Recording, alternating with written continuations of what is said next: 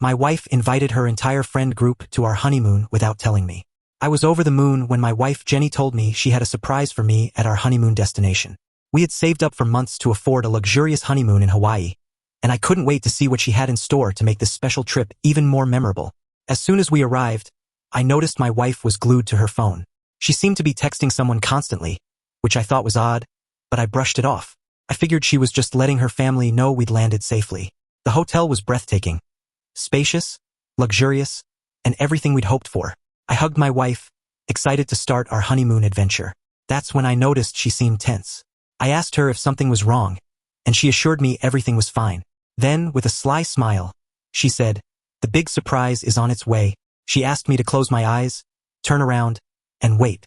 Confused but intrigued, I followed her instructions. Moments later, I heard voices and laughter. When she told me to open my eyes, I was stunned. Standing before me was her entire friend group. 5 people, who had apparently flown to Hawaii as part of the surprise. All 5 of her friends were giggling and congratulating us on our marriage, clearly tipsy from spending hours at a bar before showing up. I couldn't believe what I was seeing. My wife had invited her entire friend group to join us on our honeymoon, our private, once-in-a-lifetime getaway. I pulled her aside, trying to process what was happening. That's when she casually dropped the bombshell. They would be staying with us for the duration of the trip, and apparently they expected me to cover all their costs. I was furious. I had saved for months, working extra hours, to afford this honeymoon just for the 2 of us. Now, it felt like all my efforts were being trampled on. I told her bluntly that this wasn't what I signed up for and that I wasn't okay with the situation. She waved off my concerns, saying it won't be a big deal. We can still have our honeymoon experience. Trying to keep the peace, I reluctantly agreed to give it a chance on one condition, that we would still have our planned alone time and her friends wouldn't interfere. She promised to make it work, but deep down I already had my doubts. The next day, the disaster truly began. My wife and I had planned a beautiful, romantic hike together, just the 2 of us.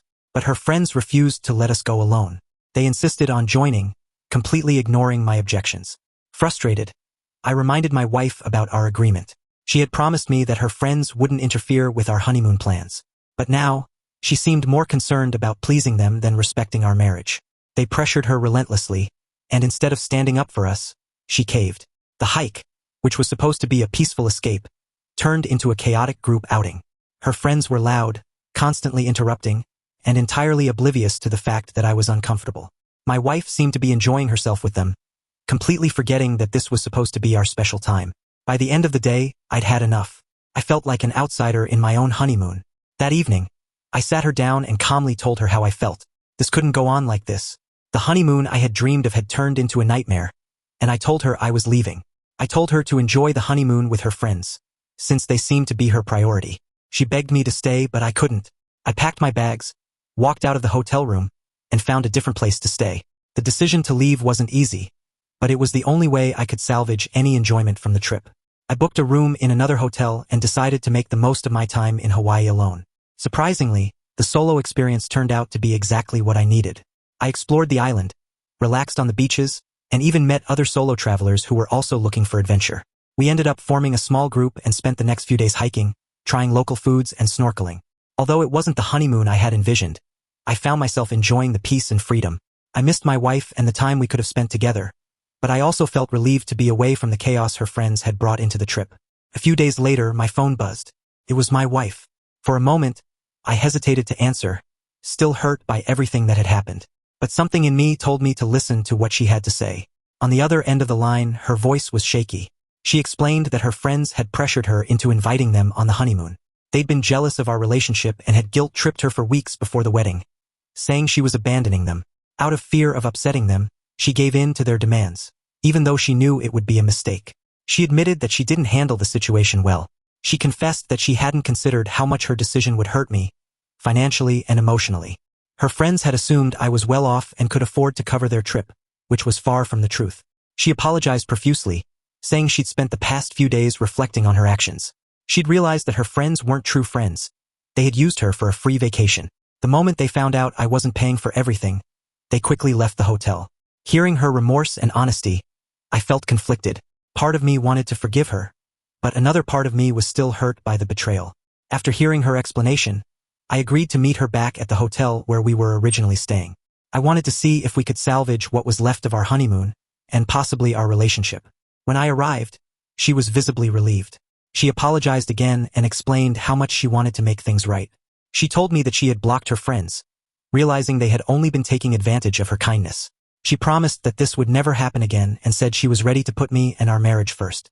I could tell she was being genuine, and despite everything, I still loved her. We spent the next few days trying to mend our relationship.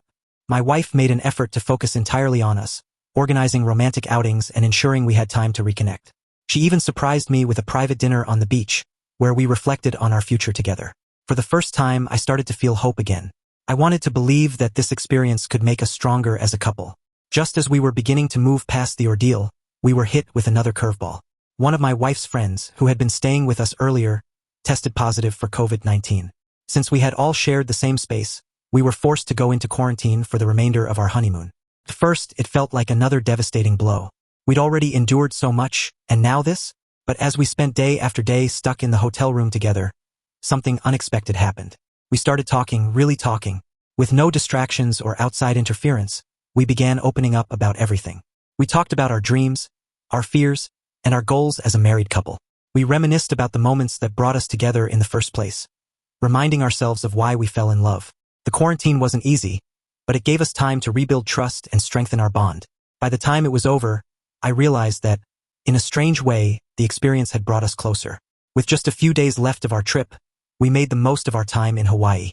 We explored the island together, went on hikes, and tried all the local delicacies we could find.